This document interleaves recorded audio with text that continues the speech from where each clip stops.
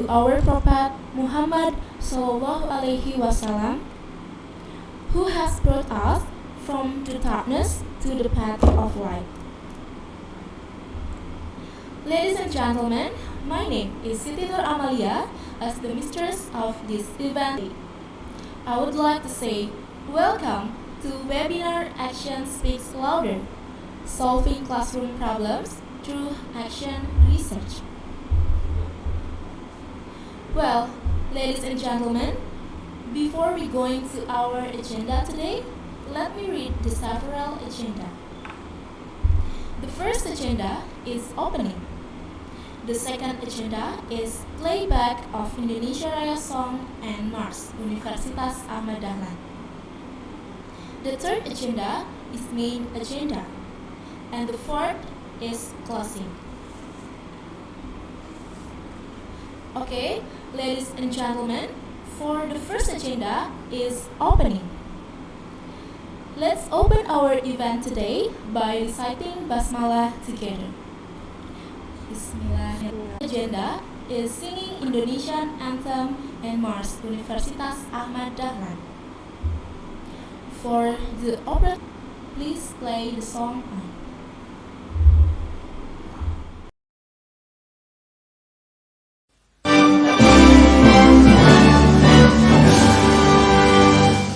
Indonesia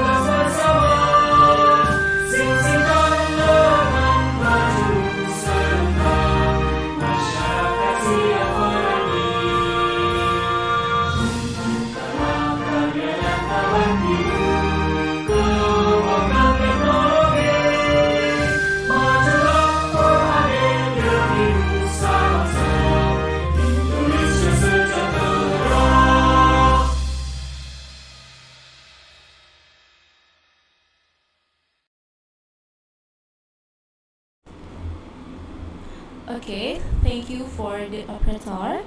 And ladies and gentlemen, and all of the participants, we have come to the main agenda, that is webinar action speaks louder, solving classroom problems through action research. This session will be led by our moderator, that is Ms. Nur Indahyati MPDPI from SMAN 3 Yogyakarta. She is a runner-up of Outstanding Teacher in Yogyakarta on 2019, as well as nominated as Bridge Teacher 2021. And she is also a national instructor of 2013 curriculum since 2014 until now. Okay, for Ms. Nur Indahyati, time is yours.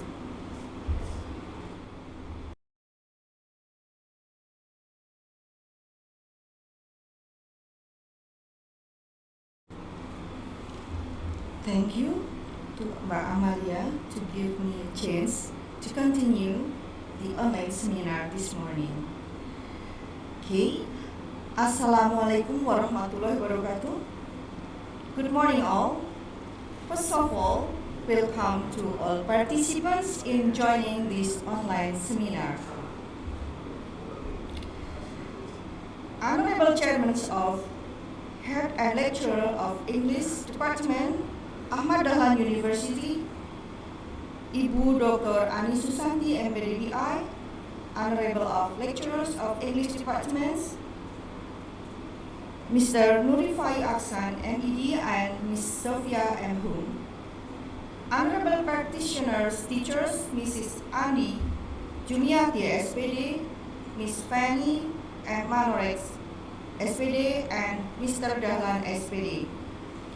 And dear all English Department lecturers of Ahmad Dahlan University and all participants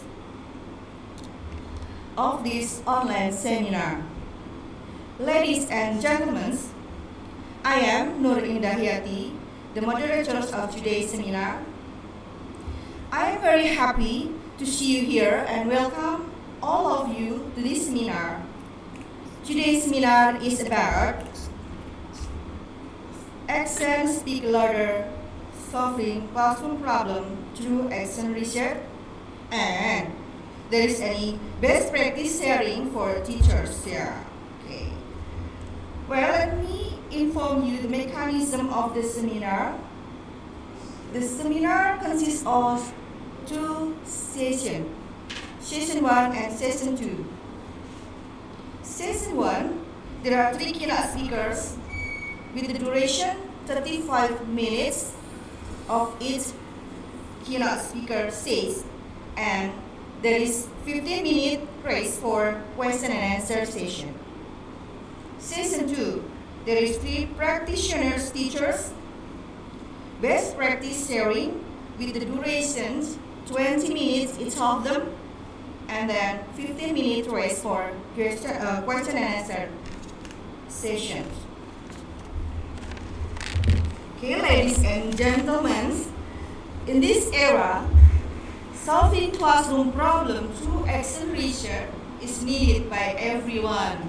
Who connects on teaching, learning, activity, and how is research related to the problem solving, and what the problem solving in the classroom? Well, we want to get it more so learn from the third great key speaker for the first session here. For the first is from Ibu Dr. Ani Susanti MPDPI. As you know that she is experienced in conducting several action research projects. She currently the head at Department of English Education of Universitas Ahmad Dahlan, and she also been an active member in Dahlan and ASEAN TEFL since 2017. Now, she is going to share what is PTK and the main foundation of PTK. To Ibu Dr. Ani Susanti MPDPI, okay, time yours. So, Let's give applause to Ibu Ani. Ibu Ani, this is only 35 minutes, 35 minutes, right? Okay, give applause to them. Okay, thank you very much, Bu Indah, for the nice introduction. And Assalamualaikum warahmatullahi wabarakatuh. Maybe before I start to go to my PowerPoint, I would like to welcome everyone here. As the head of English Education Department of UAD, I would like to Hello, Ibu Ani. greet everyone, both all presenters. How are you? For all the presenters, our best practitioner, Bu Andi, Pak Dahlan, and Bu Feni. Those all three are graduates of our program in PPG program since, but in different batch, yeah.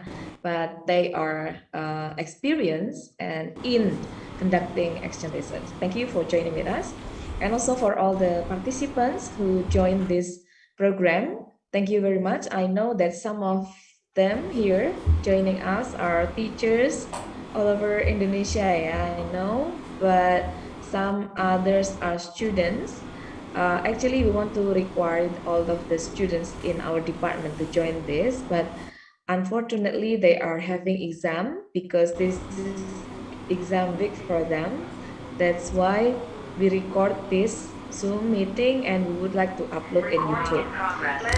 We plan to have it streaming YouTube, but our connection today is not quite working. And for the moderator, thank you very much. She is also graduate alumni and also best instructor in Indonesia.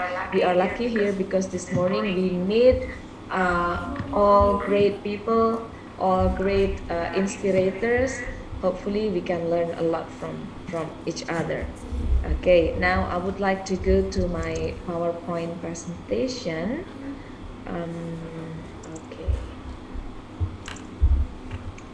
Okay, you get this slide in your screen. Probably I would like to have mixed language, Indonesia and English, to make sure that the content, because most of the participants are Indonesian people, okay, so I would like to use both Indonesian and English. Slideshow from beginning. Okay. This is only a brief introduction, yeah, because we have 3 speakers here. I would like to have a brief introductions on classroom action research, and Pak Rifai later on will talk on about methodologies, and Bu Sofia maybe will give some examples and some case or some ideas on conducting or reporting action research. Okay. I would like to talk on these 3 points. The first is definition and general characteristics of action research. The next is benefits of classroom action research, and the last is how to start action research, finding topics on findings a topic on how to formulate research questions and how you will explore further for getting the examples or solutions for your problem. Okay, if we see the definitions of action research, we see that it is a systematic way for teachers to discover what works best in their own classroom situation, thus allowing informed decisions about teaching. So I highlight here some red color, yeah, for the key words. So systematics means what you do is systematic, itu artinya yang kita lakukan adalah sesuatu yang terencana, ya, bukan suddenly, bukan sesuatu yang on the spot gitu ya, tapi memang dengan penuh perencanaan. Ada peninjauan awalnya, kemudian kita membuat perencanaan, kemudian diobservasi dan seterusnya. for the teachers to discover, tujuannya adalah to discover what works best, untuk menemukan cara terbaik ya untuk mengatasi masalah yang ada di kelas, sehingga at the end teachers itu tahu the best way or informed decisions, the best way atau cara terbaik untuk menanggulangi ya permasalahan yang ada di kelas. So these three definitions itu intinya sama.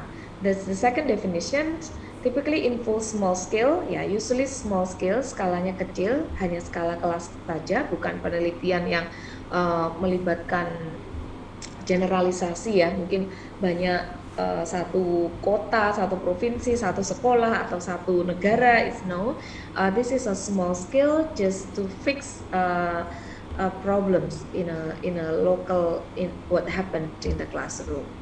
Okay, so it's based on the teacher's own classroom. Usually ada di kelasnya guru itu sendiri ya. Tapi kalau untuk mahasiswa kan mereka masih mungkin melakukan penelitian untuk skripsinya. Kadang mereka belum punya kelas sendiri ya. Biasanya mencari kelas, bermitra, bekerja sama dengan sekolah. Seringkali untuk mahasiswa yang mengerjakan skripsi itu kembali ke sekolahnya dulu, atau kembali ke sekolah tempat PPL, kembali ke sekolah tempat magang atau tempat praktikum, seperti itu ya. But intinya adalah it's small scale, skala kecil, dan kelas yang kita kenali gitu ya, bukan kelas yang kita tiba-tiba datang, kita tidak tahu terus kayak maybe it's like a suddenly come to the class gitu. Okay. Kemudian sama definisi yang ketiga juga, action study includes systematic investigation ya, pencarian yang sistematis oleh any school personnel, oleh orang semua ya, mungkin itu guru, bisa jadi guru atau staff di sekolah, tapi personalia yang ada di sekolah, in order to obtain information ya, to find out real world challenges atau permasalahan yang ada tentang teaching and learning. Tujuannya apa? To improve the quality of students learning and teaching. Jadi intinya adalah yang di highlight ini ya. Kemudian kadang-kadang action research itu juga disebut dengan beberapa terminologi. Redaksinya mungkin ada yang bilang participatory research, ada yang bilang collaborative investigation, ada yang bilang emancipatory research, action learning, contextual action research. So walaupun mereka nama-nama ini secara redaksional itu berbeda dan ada 1-2 hal yang membedakan, tapi overall these terms itu juga refers to classroom action research. Oke, pada dasarnya action research dulu dari sejarahnya dari actions di bidang sosial gitu ya, melakukan engineering terhadap permasalahan sosial. Tapi khusus untuk action research classroom, itu ada classroom action research, itu adalah social problem yang terjadi di kelas, seperti itu. Kemudian what teachers can do to solve problems in classroom. And why should teachers do action research? Kenapa guru harus melakukan action research ya? Kenapa sih? Apa manfaatnya gitu? Okay. First, because we want to figure out how to solve problem that occurred in our class. Jadi karena kita tahu di kelas itu ada masalah, okay? Karena kita peduli gitu ya, we care. And we know that there is a problem, there are some problems, and we want to make some actions to solve that problem. Okay. Or probably if there is no such serious problem, kalaupun nggak ada masalah yang sangat serius gitu ya, mungkin karena we care, karena kita peduli, and we want to provide more to our students. We want to provide more experience. We want to provide more engagement. We want to provide more service to our students. So we try some new innovations. We try some well-informed methods, for example. And then The third, we want to be successful and up with the progress, because we want to see our students have some progress, because we want to see our teaching and learning are getting better to help the students improve their learning quality. We want to improve the quality of education. And sometimes when we do action research, itu nggak cukup dengan is not enough by hanya menggunakan data kuantitatif saja ya. Artinya kita ingin meningkatkan skornya saja dan kita menggunakan pendekatan yang sangat kuantitatif. Nilainya meningkat, okay. Nilai meningkat is not a guarantee that the students are enjoy and the students are happy with the process. So the ultimate goal of having action research is the student improve in terms of their achievement and the students improve in terms of joyful of learning. Jadi ada dua, kita ingin memastikan bahwa students kita itu secara kuantitas atau secara mastery itu juga meningkat kompetensinya, dan secara kualitatif or emotionally, secara afektif itu mereka juga menikmati pembelajaran yang kita sajikan gitu. Karena apa? Karena itu nanti akan mempengaruhi lifelong learning mereka. Jadi kita melakukan action supaya mereka at the end itu akan motivated, feel motivated and will be mereka akan dengan senang hati seterusnya itu mengembangkan diri, lifelong learning and then autonomous learning, something like that. Okay, so sekali lagi, it's not only a matter of solving problems, but because we care of the students, because we want to give more to the students, because we want to give a feeling of being successful to the students, and we want to provide happy learning, joyful learning, and at the end the student will have sense of awareness of being a lifelong learners. Okay, and characteristics of action research I have mentioned before.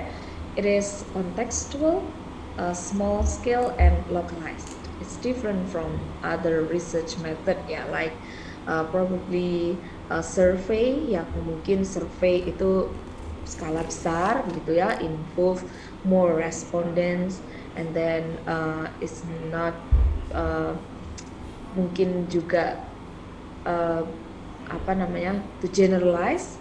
This is not to generalize things, but this is to solve local problem. Okay, and it is evaluative.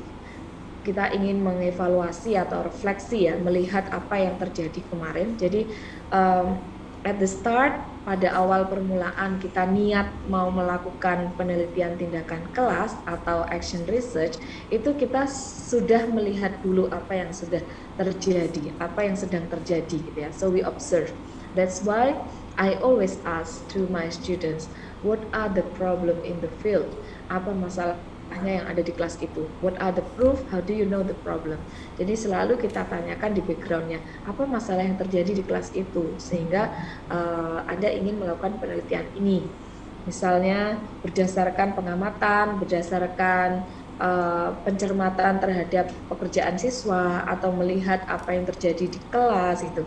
Ada proses pencermatan, ada proses refleksi, ada data yang menunjukkan bahwa permasalahan itu terjadi. Okay. And it's self-generated. It's self-generated mean teacher itu melakukan pengamatan ya, doing reflection. Jadi self-generated dimulai dari apa yang menjadi keresahan oleh guru gitu ya. Bisa jadi guru ini menemukan permasalahan tidak personal, tapi mungkin hasil diskusi dengan sesama guru yang lain. Say for example, kadang-kadang saya dan juga beberapa dosen itu suka ngerasani, kalau mahasiswa ngerasani dosen ya, dosen tuh ngerasani mahasiswa juga. Jadi kenapa ya ketika ngajar mata kuliah ini gitu, ini terjadi begini. Kenapa pada saat saya mengajar itu terjadi begini? And then we make some discussion. Bagaimana kalau kita terapkan ini gitu? Okay, so that's the way teachers or you as a teacher or we as a teacher itu do some reflection. And the next is participatory. It is collaborative. Salah satu strategi menurut Ann Burns, salah satu strategi untuk memvalidasi proses action research itu adalah adanya kolaborasi. Jadi bagaimana peneliti itu ya, misalnya mahasiswa meneliti, skripsi atau guru meneliti, itu tidak hanya semua dilakukan sendiri. Bagaimana melibatkan orang lain, sesama peer gitu ya. Mungkin pas kita ngajar, kita kan fokusnya hanya memberi materi ya, teaching as usual. Tapi kita tidak terlalu intens untuk mengamati siswa, untuk mencermati siswa, untuk membuat field notes. Kalau sekarang ngajar online masih mungkin ya, karena ngajarnya direkam. Kemudian kita bikin observasi atau field note-nya nanti setelah selesai ngajar. Tapi kalau pas ngajar offline itu hampir sangat sulit ya, ketika teacher itu teaching sekaligus researching. Makanya akan lebih baik kalau sangat dianjurkan, sangat disarankan ketika kita melakukan penelitian tindakan kelas itu melibatkan orang lain. Kenapa juga? Satu, karena itu akan memecah konsentrasi kita. Jadi ngajarnya jadi nggak maksimal karena kita mikir cari data gitu ya. Kita cari data gitu. Tapi kalau kita ngajar ada orang lain yang kita minta untuk melakukan observasi, itu akan membantu. Dan orang lain ini juga akan membantu saat kita melakukan refleksi untuk menentukan apakah kita akan lanjut ke siklus berikutnya gitu ya. We need collaborator. Okay. And it's a base of changes in practice. Jadi itu adalah bisa menjadi sebuah basis untuk kita melakukan perubahan, praktek-praktek perubahan gitu ya. We want to change. Jadi misalnya kita punya students yang kayaknya kok most of the students are not motivated. Sepertinya kok kurang termotivasi gitu ya.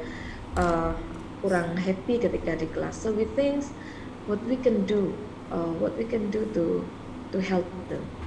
Okay. Nah, mungkin ada banyak, tapi awal-awal, jadi sejarah panjang action research itu diawali dengan dari Chemist and Taggart ya tahun 88. Jadi action research itu ada 4 steps. Yang pertama kita make some reflection di awal ya, kita melakukan refleksi, kemudian kita melakukan perencanaan, action, observe, reflect again. Kalau ternyata belum mencapai seperti yang diharapkan atau seperti target yang sudah dipasang gitu, passing grade-nya ya berarti harus kita melakukan perencanaan ulang. Kita lakukan action lagi, observe lagi, reflect lagi. So it's a never ending process sampai kita memenuhi apa yang kita targetkan gitu ya. Okay, so once again, action research is a matter of problem and solution, problem solving. And how do we start? Action research? Kita mungkin bisa bertanya ya. Kita bertanya pada diri sendiri as a teacher. When I say kita means I'm an educator or teacher gitu ya, or orang yang ingin melakukan action research gitu. Kita yang merasa resah dengan keadaan di kelas kita gitu ya. What is happening in my classroom? Kita bertanya, apa yang terjadi di kelas kita gitu. What is happening in my classroom? Why like this? Why like that? Okay. Kemudian what am I concerned about? Saya concern dengan hal apa gitu. Sebenarnya kok kemampuan listeningnya tuh masih sangat kurang gitu ya. Oke, padahal sudah dilakukan ini itu gitu, tapi kok masih belum memenuhi standar misalnya. Oke. And my student don't seems to ini pertanyaan pemantik ya untuk kita melakukan refleksi awal. My students don't seems to blah blah blah. What can I do about this? I would like to improve the. Jadi mana yang mau kita? Tentu banyak sekali. Kadang di kelas itu ada banyak, tapi kita mungkin bisa memilih mana yang paling urgent, mana yang paling signifikan, the most significant problem happens in that class gitu ya. I have an idea I would like to try out in my class. Jadi I don't think I know about. Jadi dari sini. Nah ini mungkin ada contoh ya. Misalnya tentang afektif, tentang masalah afeksi ya di kelas. My student don't seem to concentrate well in the class and making slow progress. Ini permasalahannya. What physical or emotional problems are affecting their ability to learn English. Jadi kita mungkin dari sisi affective factors, apa yang terjadi secara emosional dengan mereka, atau kita lihat dari materinya. Ada materi tapi kok sepertinya kurang cocok dengan students kita. What can we do gitu ya.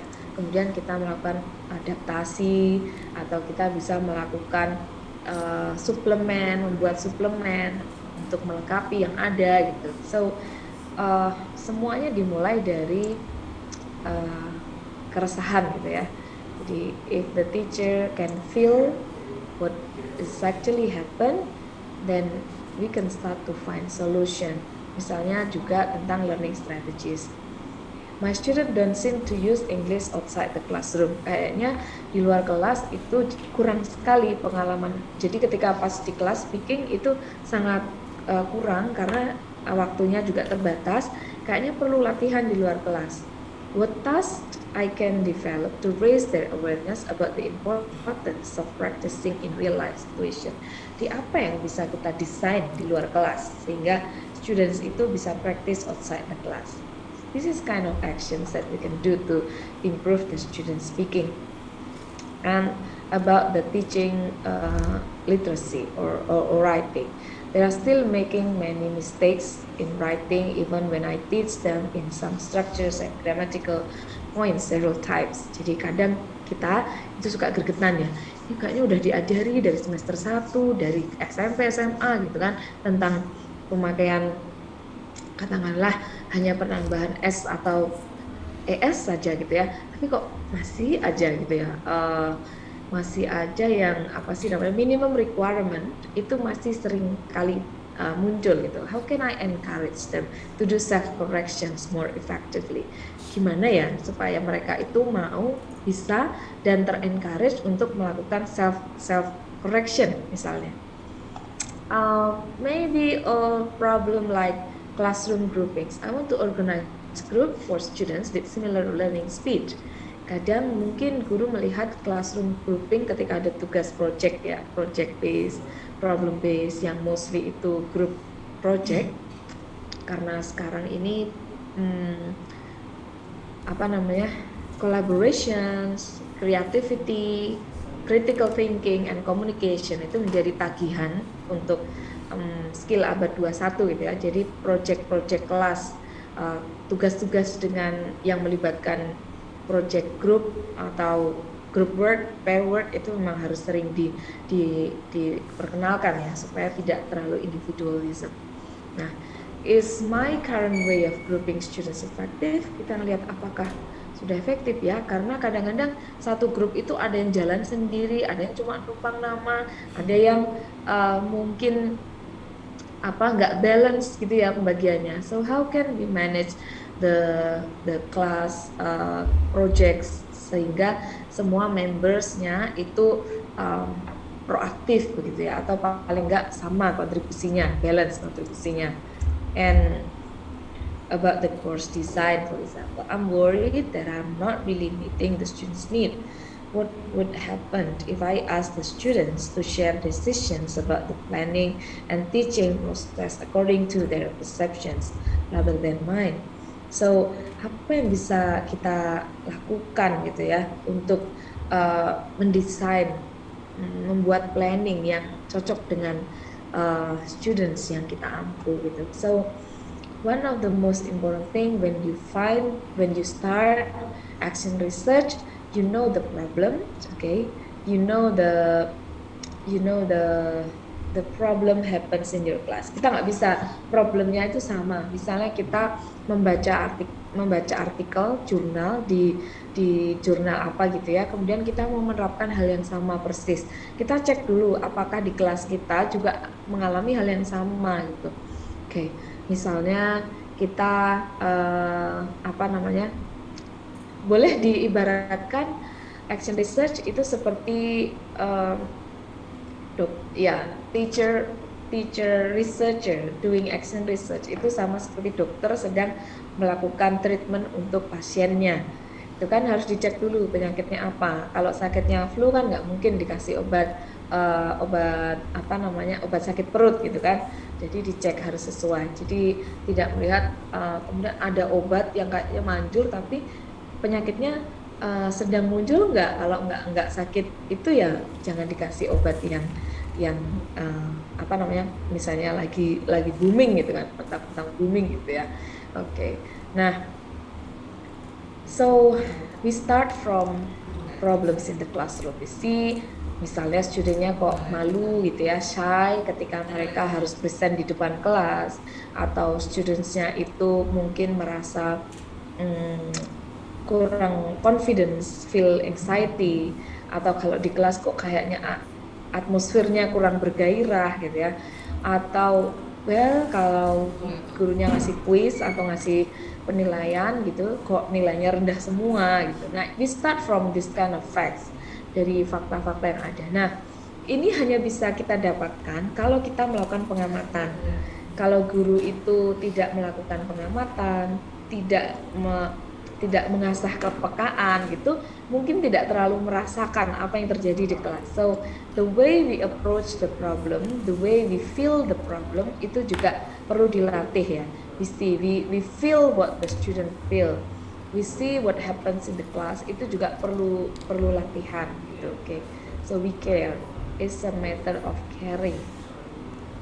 Okay, after we know what problems happens in the classroom, setelah kita tahu masalah apa yang terjadi di kelas, kita kemudian find the solutions. Solusinya di mana? Mungkin kita sudah punya bayangan ya. Bahkan saya yakin, I'm sure, kalau itu for teachers atau teachers candidate gitu ya, calon guru itu mungkin sudah punya banyak ide, banyak sekali hal yang bisa diterapkan gitu. Nah, itu bisa juga nanti melakukan grup caranya dari mana dapat ide-ide itu gitu ya. We can read from books, we can read from journals, we can get from group discussion ya, join webinar gitu. Kayaknya asik juga ya berdasarkan kemarin saya ikut webinar, ada ide ini gitu. Kayaknya cocok nih untuk mengatasi masalah di kelas saya misalnya. Saya kemarin lihat di sekolah itu sepertinya kok mungkin anak mahasiswa yang PPL gitu ya, atau praktikum yang semester lalu. Pas praktikum kemarin saya lihat anak-anaknya seperti ini gitu. Kemudian pas di kelas style misalnya, mungkin punya ide, kemarin dapat sharing seperti ini dari dosen, atau ada kelompok lain yang sharing tentang ini.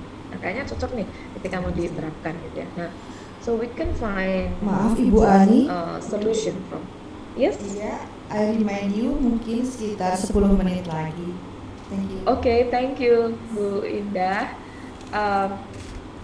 And how we formulate research questions for action research. Well, you need only one research question ya. Hanya butuh satu research question saja ketika melakukan penelitian tindakan kelas. Nah, ini contoh-contohnya. Misalnya, how can small group brainstorming activities lessen create 10 students anxiety during the whole class discussion?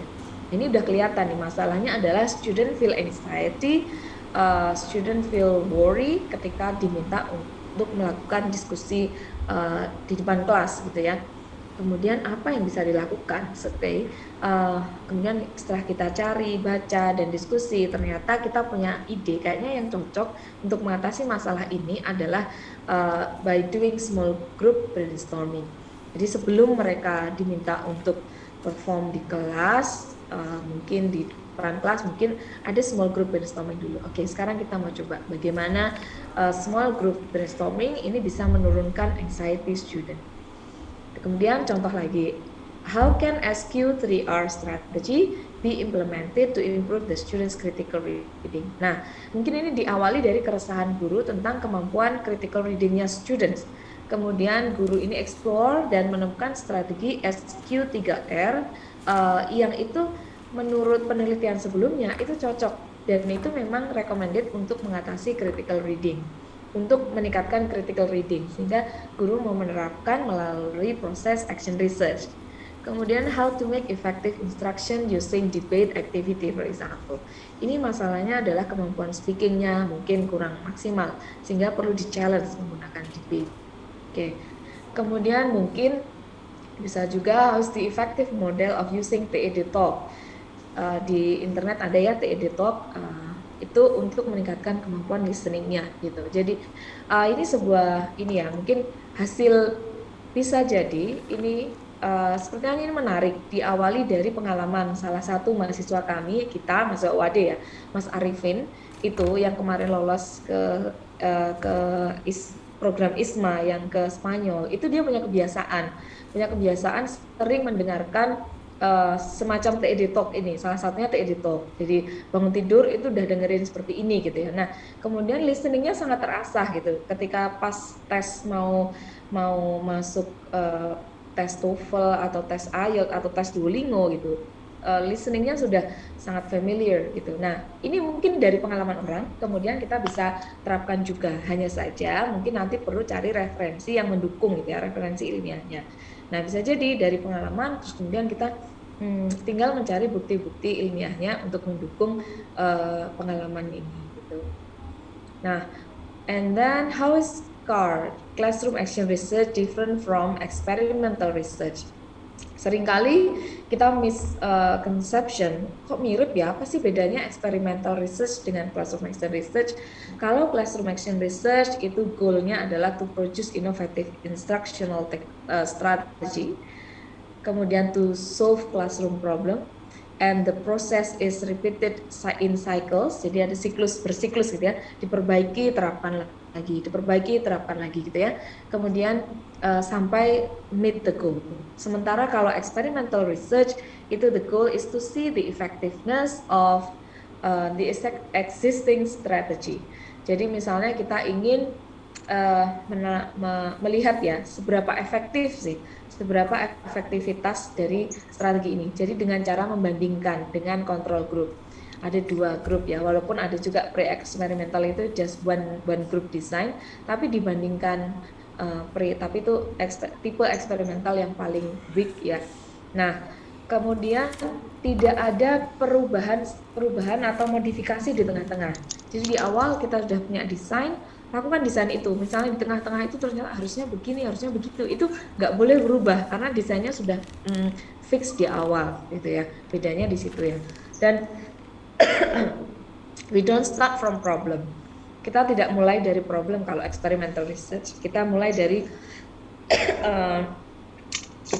dari keingintahuan kita tentang efektivitas dari strategi tertentu. Nah, this is my last recommendation. Further readings. Ada buku and Burn, ini bisa downloadable ya. E-booknya ada, misalnya nanti ada yang mau, boleh saya kirim. Kalaupun enggak, bisa juga download sendiri di internet, di PDF Drive atau di database e-book gitu ya. Ada 2 yang recommended, yang langsung spesifik ke English language teaching ya. Kalau yang lainnya mungkin ada banyak buku tentang action research, tapi mungkin general. Sebenarnya nggak masalah, sama prinsipnya hampir sama semuanya. Cuma mungkin di sini ada contoh-contoh kasus yang typically happens in language classroom. Dari Anburn ya, doing action research in English language teaching, collaborative action research for English language teachers. Kemudian you can also read further from this journal CETAR ya, Journal of English Teacher Action Research. Kalau kita search banyak sebenarnya jurnal-jurnal action research. Hanya saja ini saya pilihkan beberapa jurnal yang memang praktikal. Karena ada beberapa jurnal itu yang memang tentang action research, tapi isinya, kontennya itu lebih kepada methodological review, debate tentang metodologinya, kemudian filosofinya dan lain sebagainya. Nah, itu mungkin kurang praktikal untuk teachers and untuk novice teachers atau students from English Education Department ya. Jadi ini jurnal. Ada juga jurnal ini Lia itu punya jurnal yang kayaknya udah sejak lama ya. Ini setiap tahun mereka menerbitkan jurnal beberapa volumes gitu tentang classroom action research yang dilakukan oleh mentor-mentor yang ada di Lia dan juga guru-guru. Silahkan misalnya ada tulisan atau pernah melakukan ditulis, mungkin bisa disubmit ke jurnal. 2 menit lagi. And classroom action research journal, okay, dari UM, ada juga ini dari Universitas Mataram ya, classroom action research. Nah, mungkin bisa dilihat-lihat dari referensi. Okay, this is my last slide. Our life is all about solving problem solving. No research without actions and no actions without research. Thank you very much. Assalamualaikum warahmatullahi wabarakatuh. Okay, thank you Ibu Ani, Bu Dr. Ani Susanti, MPD BI ya. Ternyata sangat ingin saya jadi pengen melakukan riset gara-gara mendengarkan pembelajaran dari Ibu Ani hari ini. Oh iya Ibu Ani, saya tahap ini getting better teaching is resulting the quality of the student. Okay, that's good. Nah, untuk pembicara kedua, mari kita akan langsung saja to the next speaker or keynote speakers. The keynote speaker is Mr. Nurifai Aksan, MED. He's graduated from Education University of Wollongong, Australia, since 2012, he graduated from English Education Department, Universitas Negeri Yogyakarta, and his experience as teachers of English Department since 2004. And he also experienced as consulting team or debate competition of Ministry of Education of Indonesia. Then, in 2004, until now, he's been the director of Study Center for Creative Business and Tourism, or Pustek Park. Now, for the next keynote speaker is Mr. Nurifai Aksan, MED. He is the Great Lecturer of English Department of Ahmad Dahlan University. He's going to share what procedures and how to apply in doing action research. So to Mr. Nurifai Aksan, MED, time yours. Bapak, it is 35 minutes. Okay, let's close to Mr. Nurifai.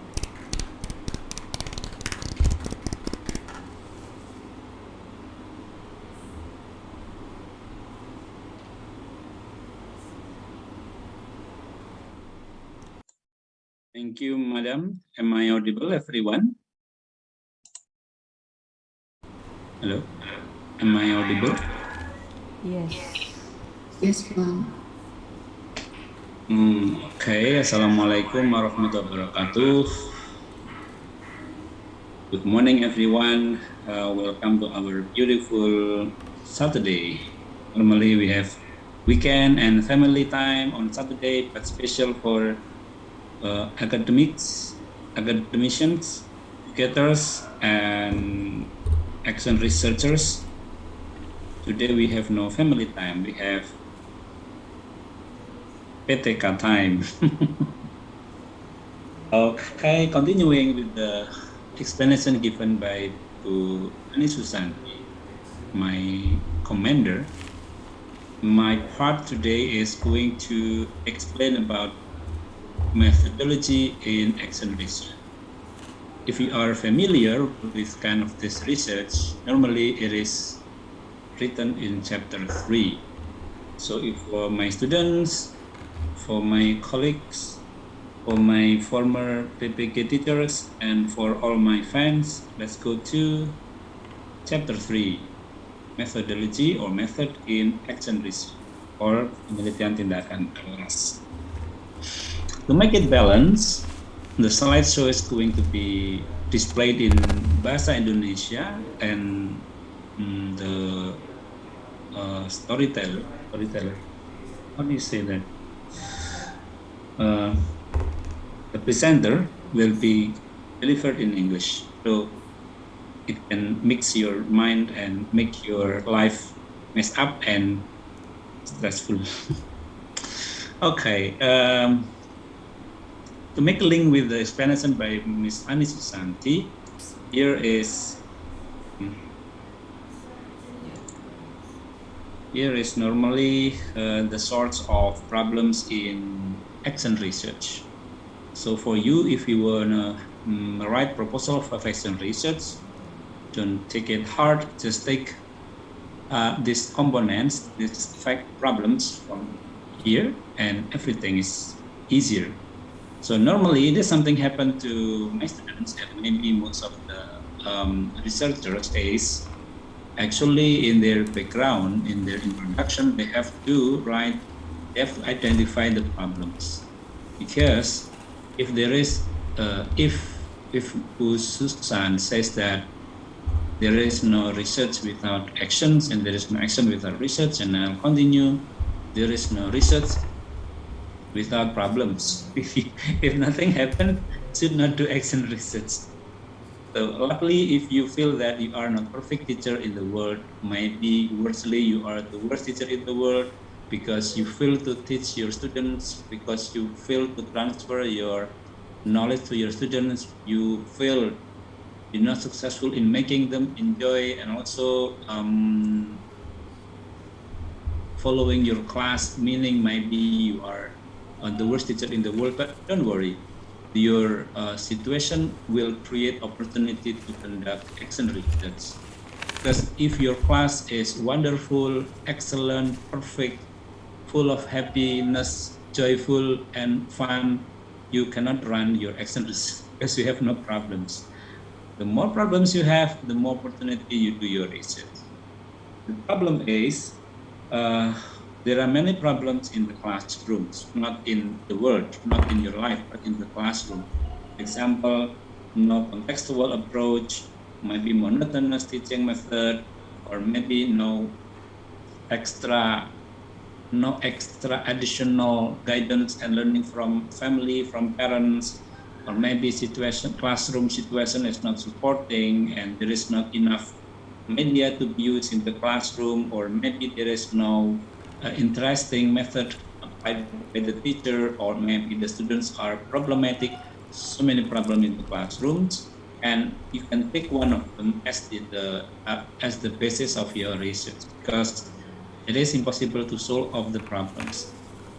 Then these problems are normally written and identified in your introduction, and then you will limit your problem into one aspect only, whether you want to cope or want to solve the problems of the method of teaching, whether you want to solve the problem of students' behavior or attitude, you want to solve the problems of media and so forth. So yes, you have to pick one of those problems. Don't be greedy with taking all of the problems, because it will trouble your life. Don't trouble with your life with so many troubles, because it trouble you with many problems. Okay, and all of those factors are going into one pole. The pole is the result of learning is bad, is low. And then how you overcome the problem? How will you improve the result of the learning? And then you do action research, right? Taking one problem and do many things to solve that problem. Okay, basically in my part is a method of the research in research.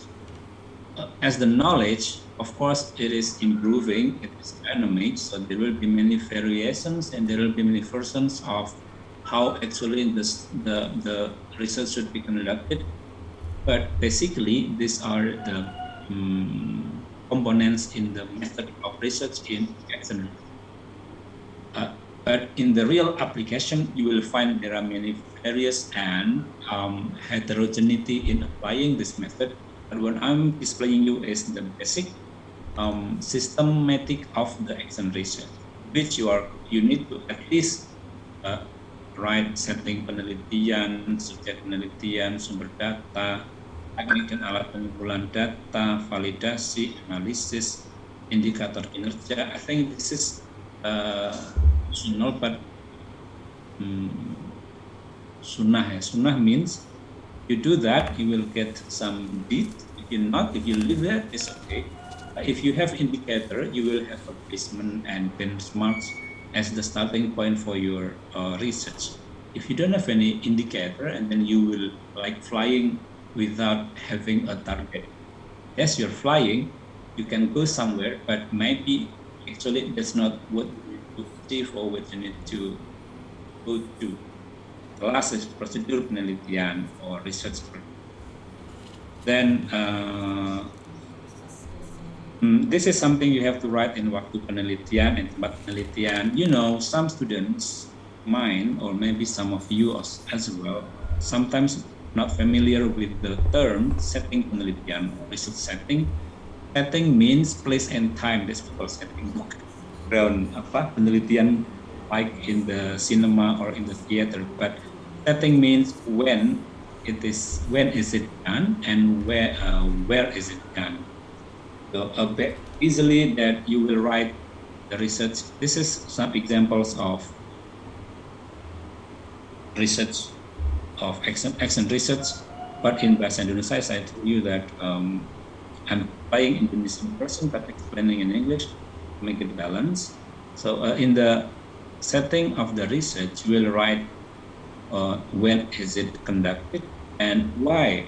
This is interesting because in many cases I found in the examination day, on the exam day, your examiners will ask you or reviewers will ask you, what are your reasons to decide the time of your research? And some researchers, sometimes they are blank and they never expect that this question happened to them. Actually, it's very easy. When, for example, it is conducted on in January, in March to 6 months, September. Why? Yes, it is the time for teaching process. Before that time, the students are still on holiday. After September, they have to prepare for exam.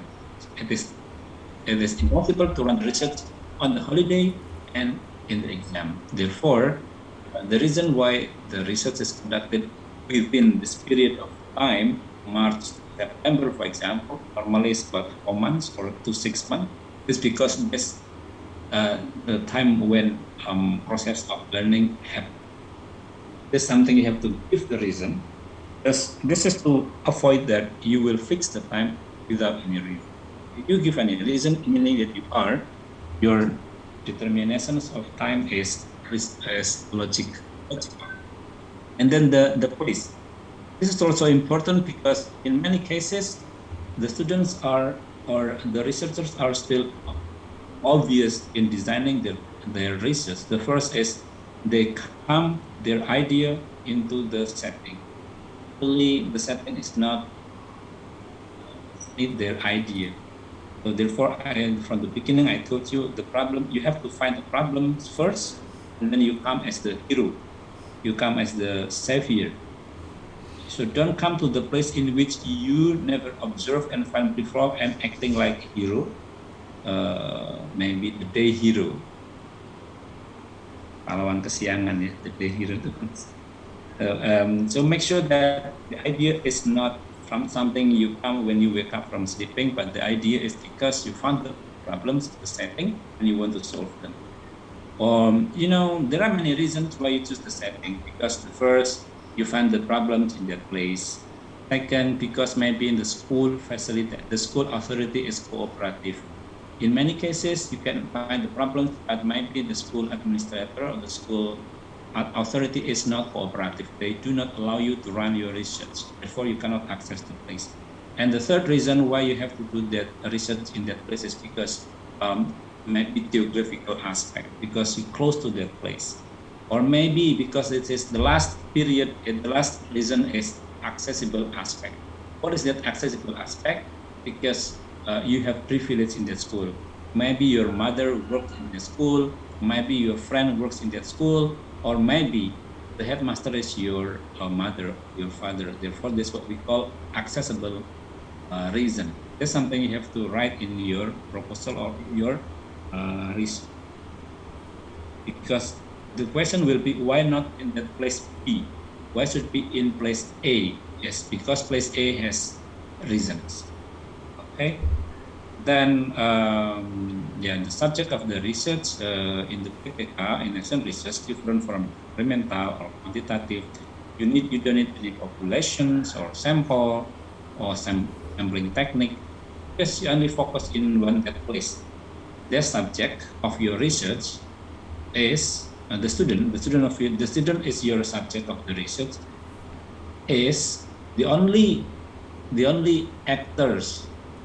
The only actors you are going to drive with if you are director. So they are playing as the populations, sample, and subject of the research as well. Okay, and then the subject is subject optional. If you want to improve the quality of the students, and then the subject is this. If you want to improve the quality of the teachers, then the subject is teacher. So you can also You can also make action research for the teacher, also for the past headmaster too. Depends on which problems actually more dominant in that school.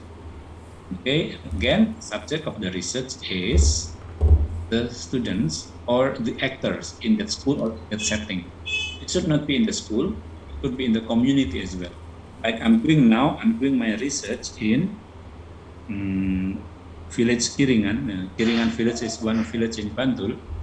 They are not school, but they are community, Karang Taruna. So this is not limited to the school only, but also happen to any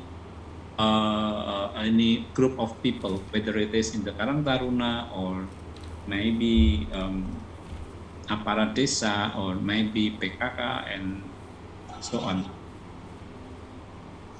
Okay, and then this is example of how you will write in your proposal or in your report that subjek penelitian is the students in the grade 4 SMB. The object is the use of method in understanding the concept of science part. Which is I take it from the action research on, but you only need to change with the English if you like, because I assume that the audience in this forum is various coming from different background of education. Okay, and then so there's something you have to write is the subject, is the students.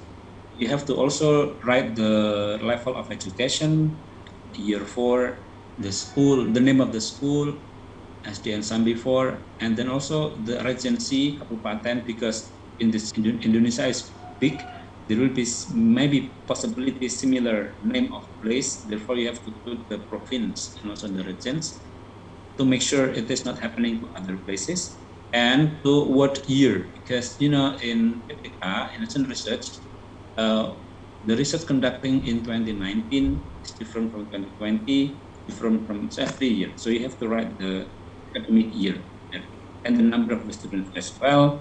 And the object of the research is what solution are you going to use for solving the problems? If the problem is, for example, vocabulary enrichment, low vocabulary enrichment, and you use flashcard, so and then object of the research is the use of flashcard to improve to enrich the vocab of the students. So that's the object of research. And then the source of the data, same as other types of research.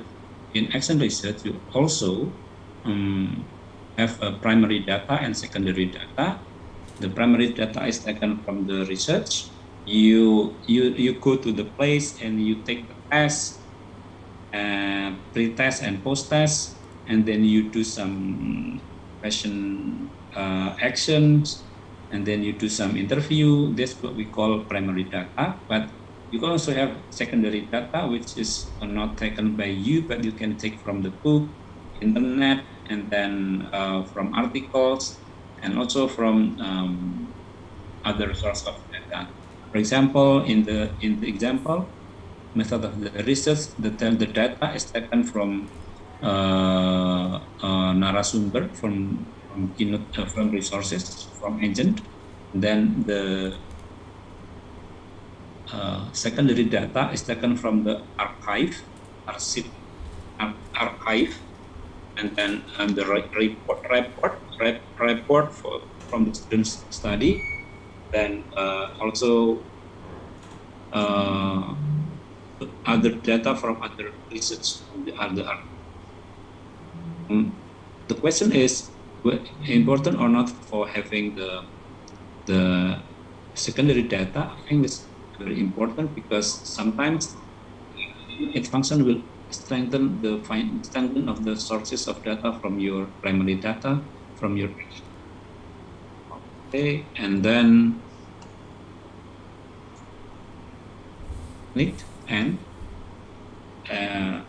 technique and tools for collecting the data. The instrument or the tool to collect the data is diverse from different type of research, and in research you can use many instrument. Instrument means tools for collecting data. Technique is how we'll use the tool to collect the data. Example, normally in the action research, you will use test and non-test instrument. Test instrument means you will make question items for pre-test and post-test. And then non-test means you will make observation guideline, interview guideline, and then note. Yeah, so that's the instruments. Also, and also the report, the report of the students. And after you have already have this art and tools, then you will use these tools for collecting the data. By technique is doing the test, and also doing non-test. For example, interview or observance.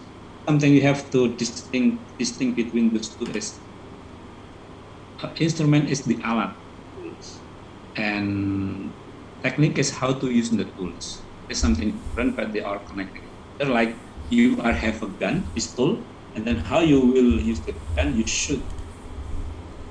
Cannot use pistol. Okay, pistol is for shooting, and fu is for digging. Okay, next. And this is the example how will you use your instrument. The first is you will do.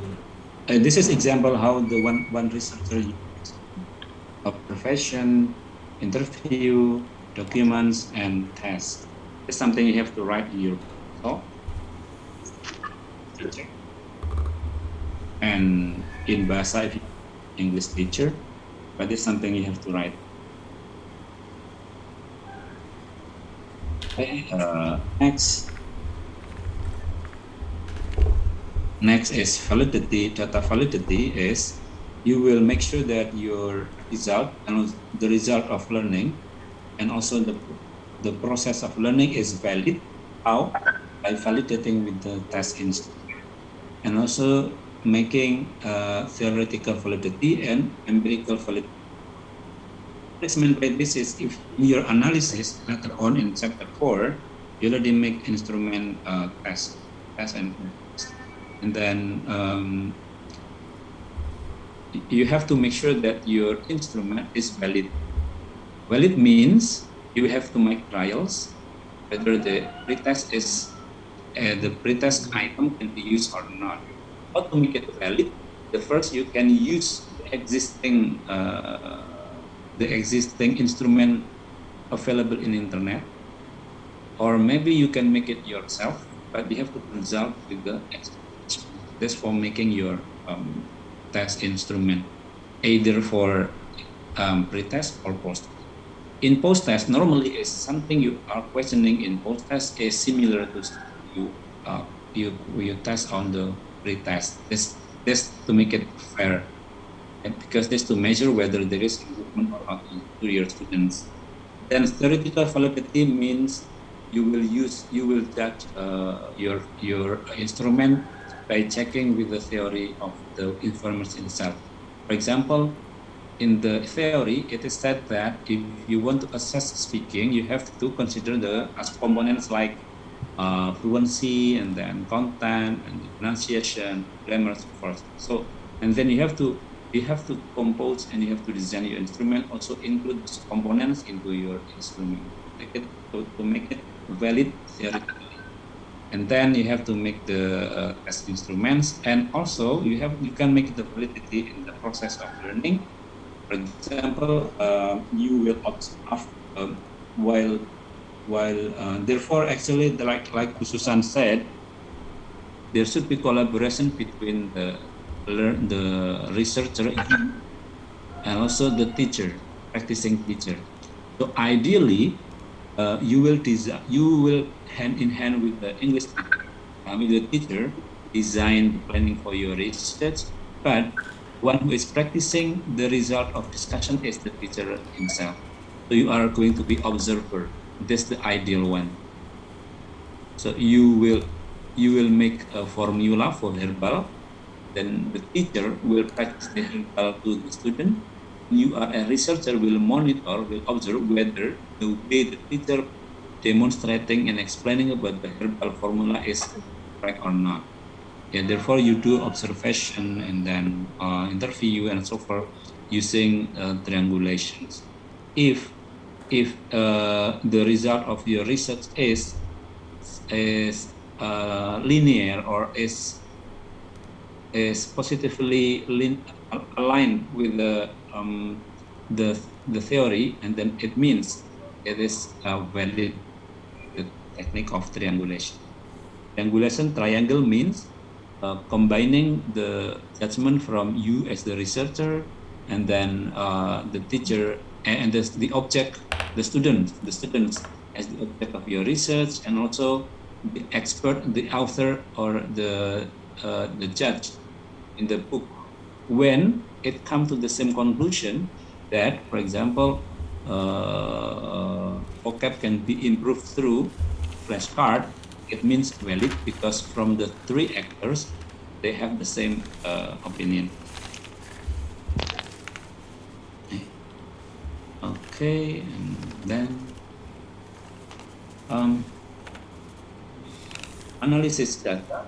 Analysis, because it is qualitative, we don't use SPSS statistic. Normally, you only use inferential statistic, like you want to find out the mean, rata-rata, and in nilai tengah, average, and the total score, the sum up.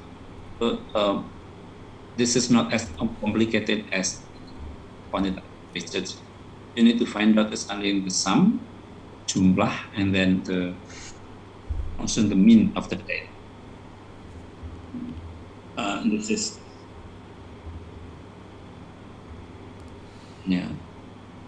This is the technique of analyzing the data. Data is in the forms of questionnaire, and then interview, observation, and also observation sheet. Those are and then documented, included with the task, portfolio, and also report or daily report. Then this is the data, the form of data.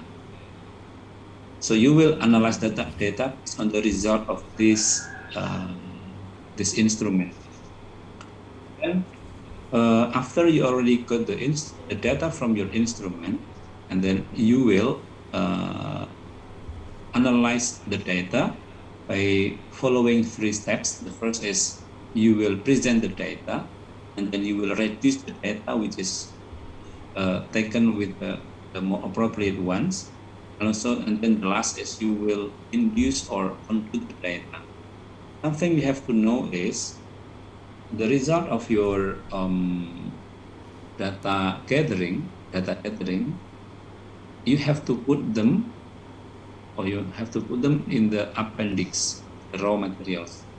But when you want to display and present your data, you should not bring all of this raw data, but you will select, you will filter, and you will choose which is data needed for supporting your explanation or your findings. Maybe you will take the data from the script of interview, maybe from the result of the questionnaires, and maybe some excerpt of the observation, and you put this data to display in the analysis in chapter 4.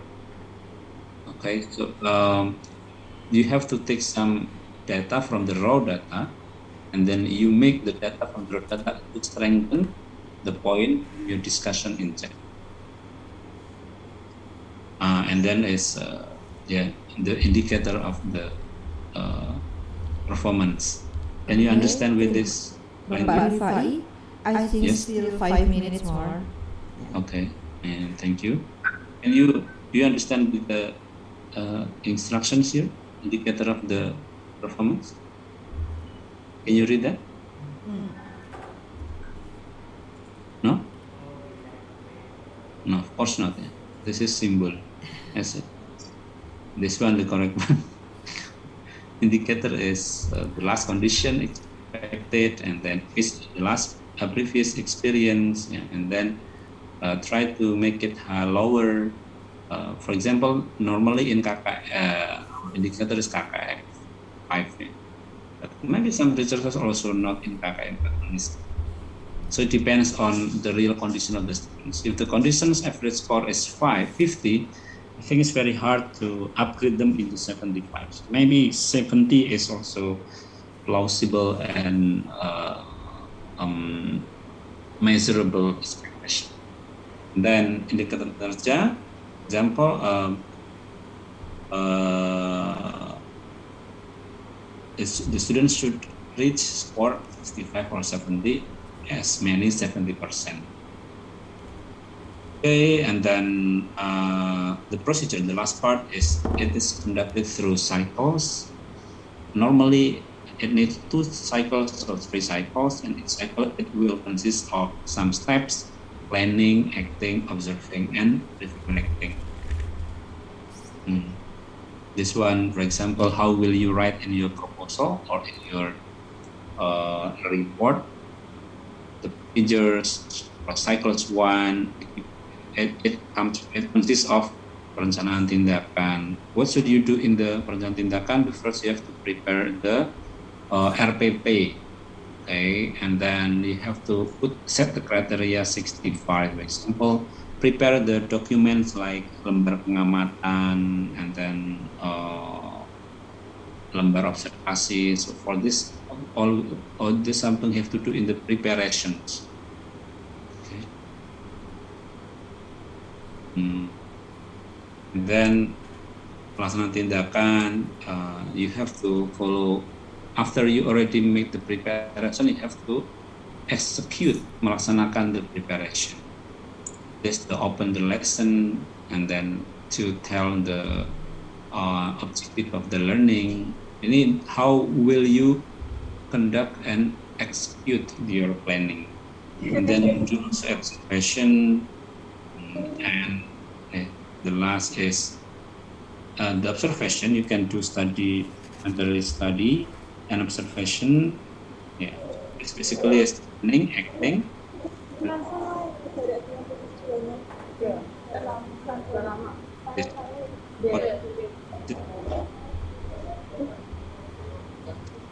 Giving biographical trading, and then the student even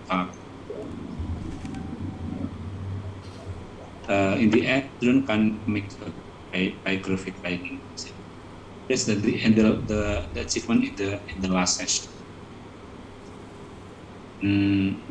This is in more details. How will you compare between cycle 1 and cycle 2? The difference is in the cycle 2 you will improve the something error or something not achieved in the cycle 1. But it should be connected. RPP bagian R, and then it should be rencanakan, and this is almost similar, but the difference is you will make revisions in your observations. Okay, this one is quite a lot. I can share you later on as the guideline for your this point. And this is something you have to write after you design your chapter 3. You will in the chapter 4 describe discussions in the cycle 1, discussion in the cycle 2, and then discussions amongst the cycles and conclusion. Okay, the last one is you, and I hope that it can be useful for you and you can improve the quality of yourself, teacher, or the quality of your students to reach enjoyable process of learning. Thank you. Assalamualaikum warahmatullahi wabarakatuh. Thank you to Mr. Nur Arifin Aksan who giving us the great and interesting presentation, and also it's really informative. Okay, with this step I think I remember planning, implementing, observing, and reflecting. Okay. Now, give applause to Mr. Arif. Well, ladies and gentlemen, the last keynote speaker of the session 1 is Miss Sophia Master Humaniora. You should know that she is a great and judicious lecturer of English Department, Ahmad Dahlan University.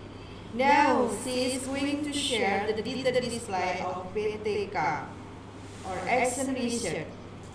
Okay, Miss Sophia M. Boom, time yours. Give applause to Miss Sophia. Is it 35 minutes? Thank you. Thank you, Ibu Indah, for introducing me quite exaggeratedly. Yeah. So, by the way, I believe that everybody has already been fed up with the explanations presented by the two previous presenters who are Ani Susanti and Pak Rifai. And I'm here only to add a few or a little more explanations, adding the explanations which has been given by both. And to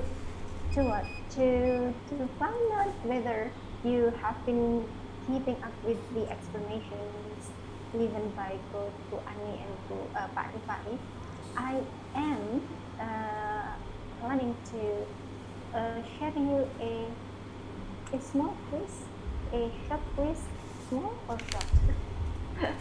Yeah, a quiz is just to check whether you whether you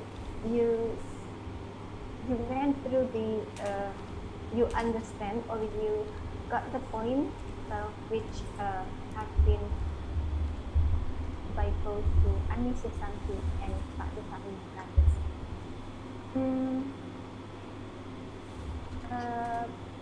Kakak-kakak admin, would you please share the link of the quizzes in the chat box, please?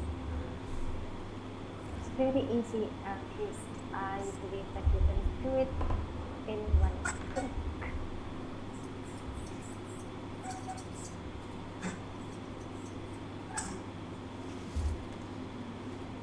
You ready?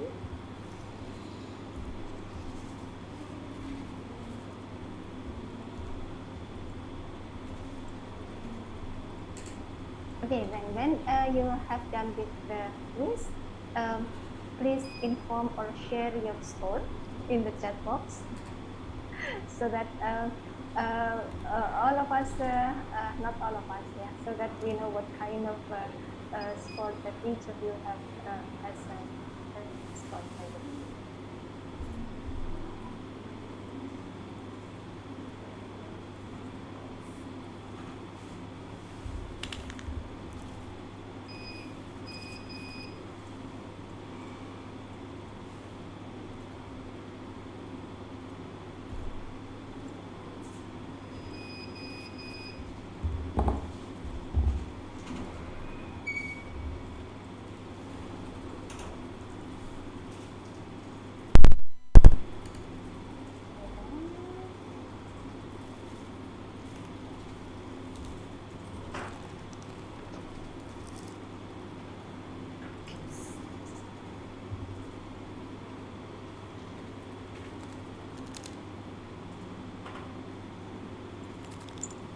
code is not valid, Sophie. That's not valid. So somebody is helping. Or okay, so let's jump to plan B then, because the code is not valid. Okay, by the way, Bapak Ibu, Pak Rifai has already explained, so forget about the quizzes. Let me jump to this one, to the So Pak Rifai has already explained in details the issue of the data collections and also data analysis. So I think here I am going to add a little explanations and also and then go more practical by sharing an experience that I have ever had with exam research or classroom exam research. And there we go. Yeah, so basically when we are in the stage of collecting and also analyzing the data, it is important for us to have a reflective questions before we start collecting the data. And here is here are some counter or some questions that can help us or that can help researchers to be determined about what kind of data or what kind of things that he or she or that we are going to look for or to find out through the process of data collecting and also data analysis. So the first one says, why do I need to collect the data?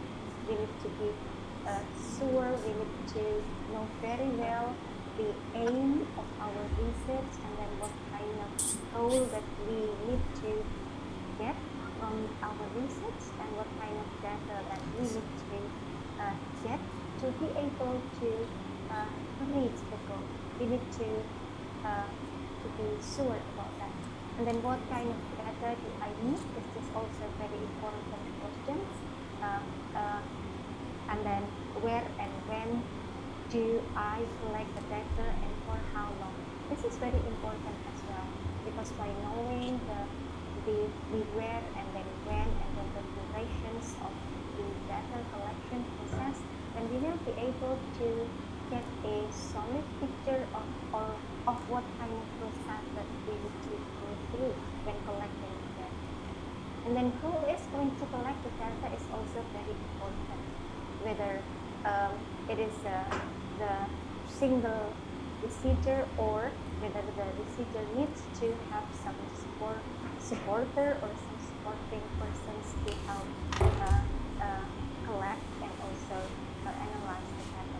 And then the last one, after the data are gathered or collected, then the researcher needs to be sure about the techniques about how the data are going to be analyzed, which is already, the procedures of how to analyze the data are already explained in details by Pak Rifai. Thank you, Pak Rifai, for that. And this one is, again, this is only additional to what Pak Rifai has already explained, that in doing the data collection and data analysis, the 3 E's is quite helpful. The first one, can be done or can be, the data can be approached by or through these 3 E's. First one is from experiencing that directly or indirectly, and then inquiring and also examining. I think that Pak Rifai has already gone very detailed with this, so I don't think that I need to repeat these ones. And also this one, Pak Rifai has also mentioned and also explained this in details about the types of data which are usually there in classroom exam research. Quantitative data and qualitative data. And this one, when doing the data collection and also data analysis, it is very important for us as researchers to do the evaluations and always do the reflections. This kind of steps is important because this is assessing how much or how far the effects of the interventions that we apply or we implement to determine whether the improvement has been occurring or has occurred or not. So doing the evaluations again and again is very important as to check whether the interventions that we apply or that we act has already reached the determinations or not. And yeah, this one is that any improvement to the data clearly provide supporting evidence and so on and so on. So doing a reflective or evaluating step while doing the data collecting and analysis process is very important. And this is what I mean by adding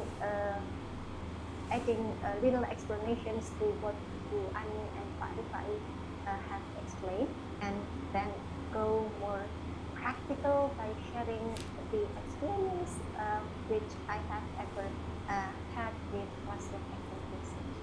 So this is my situations at that time.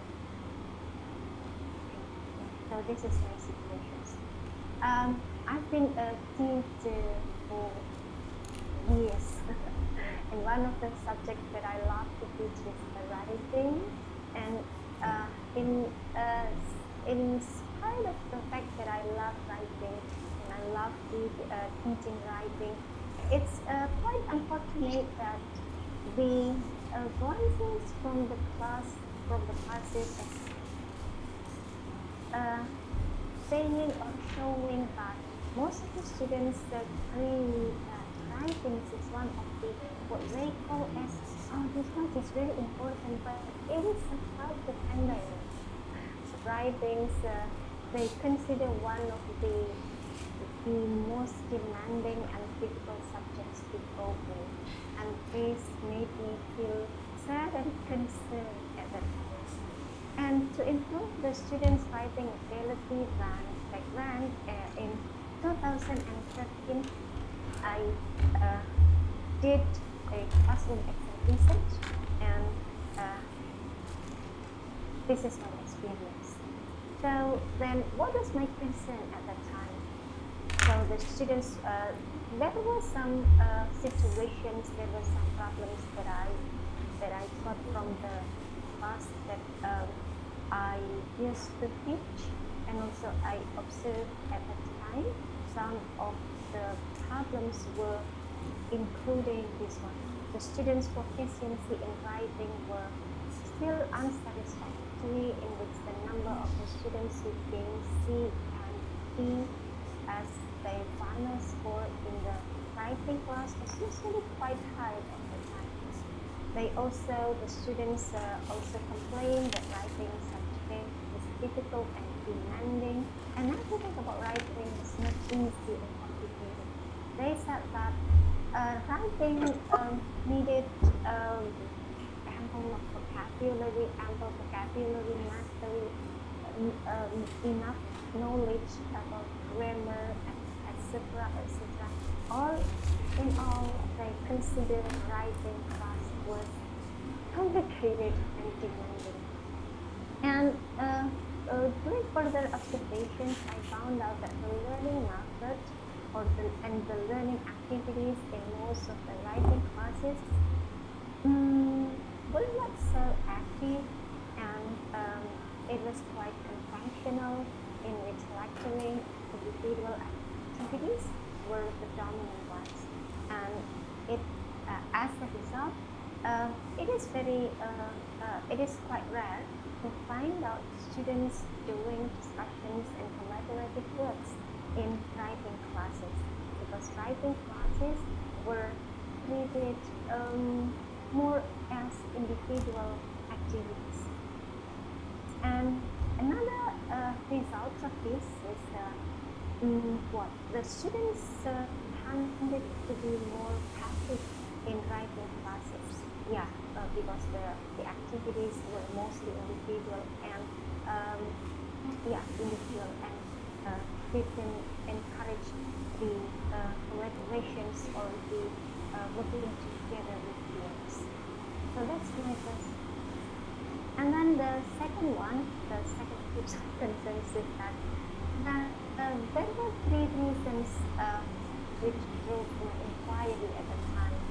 The first ones, or the first reason, or first drive is my desire to help the students develop their confidence, their initiative, and also their motivation to learn English, especially to learn to write in English. And the second one, of course, I did want to help them improve their writing ability. And then the third one, to improve the quality of the class, the writing class in general. And the students, because the students were still in a traditional mode of learning, Dahlan passively, and then they waited to be told what to do, and they were unwilling to answer questions about it. So those were the phenomena that I observed at the time. I did want to help them improve their capacity, their proficiency. They needed to be more active, of course, and they needed to be able to communicate more often and more effectively with their peers. Because ending, they are in a language class, so being communicative with, being communicative is very important, even though it is in a writing context. So then, what did I do at that time? So this is the story then. I did collaborate with the lecturer of the class, and then so this is not my own class. Instead, I collaborated with another lecturer, and I did collaborate with the lecturer of the class and conducted a classroom research. And the solutions I proposed at that time is improving the students' writing ability through cooperative learning. Why cooperative learning method? As this was based on the observation results because of the students rarely did the collaborations and they were quite passive, so it needed something which made them more active and then more collaborative with their friends. So that is why cooperative learning method was my choice at the time. And I applied the 4 stages of classroom research from planning, acting, observing, reflecting, all 29 students and blah blah blah.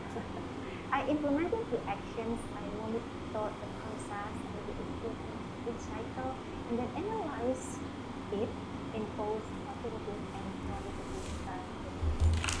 And this one, how did I collect the data? Yeah, so I am coincide with the following with this status data collection. This one. So when during the data collection process, I asked myself these 1, 2, 3, 4, 5, 6 questions. What kind of data did I need? And then when did I do the process? And then whom or who would I work with? And also in what way would I get the data, and then what kind of instruments or what kind of tools that I needed to collect the data, and then how I went through the data analysis. I planned the details or the details piece so that these are the answers of the questions that I was asked to myself at the time. So this one, the data of the students' writing efficiency and also the students' engagement.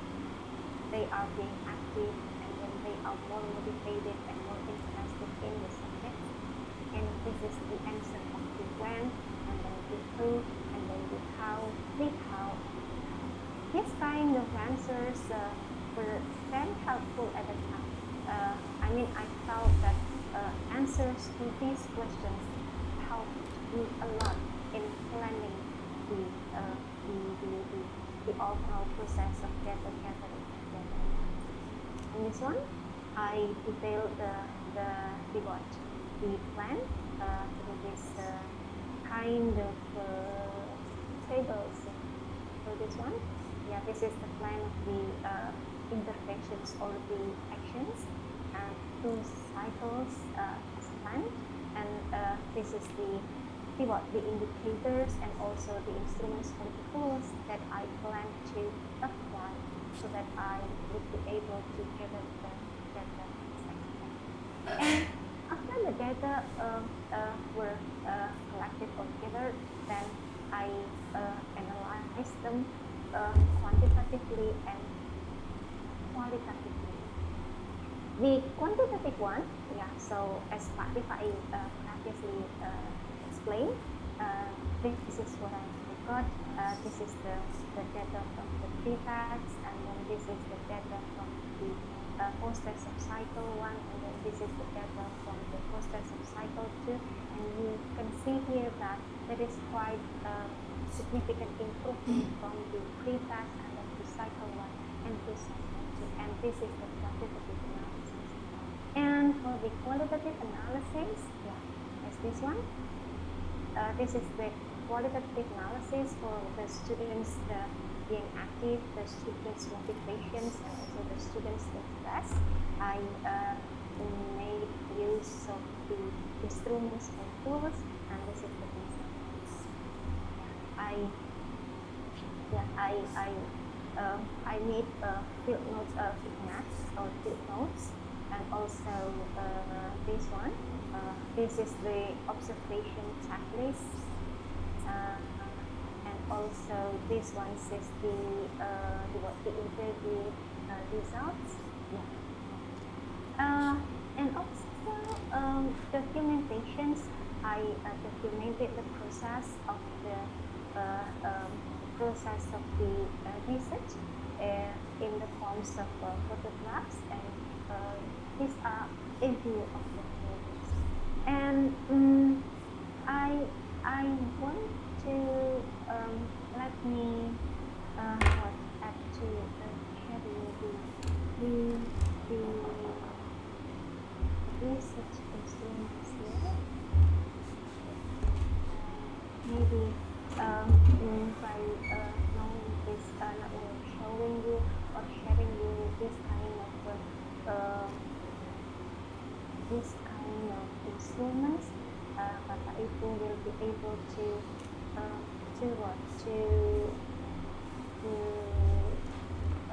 figure out what kind of instruments that I use at the time. Let me show you.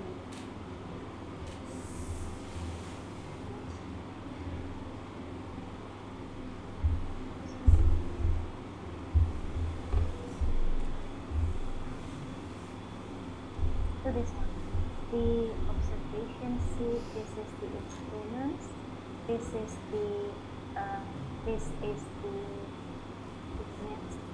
the pre-tax and post-tax. This is the questionnaire for the post-tax.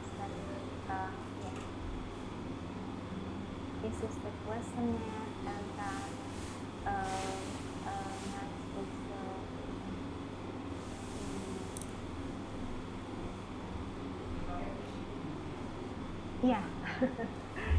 so all in all, that is what I did at that time, and what I can say that by following the steps, the stages of some action research, from planning and then acting and then observing and then reflecting, I was able, or we were successful in improving the students' writing ability at that time, and it was pulled from the quantity data and also from the qualitative data that I had practiced. And I did that in collaborations with the lecturers in the class. So at the time I served as the procedure, and then and also the teacher or the lecturer became the collaborator. Actually, at that time, I planned to invite another collaborator to join the class, to be the observer, but because of the limitations, because everybody was very busy at that time, so I was not able to find another collaborator. But so the collaborations was done between me and the lecturer, and the lecturer served as the teacher of the lecturer, and then I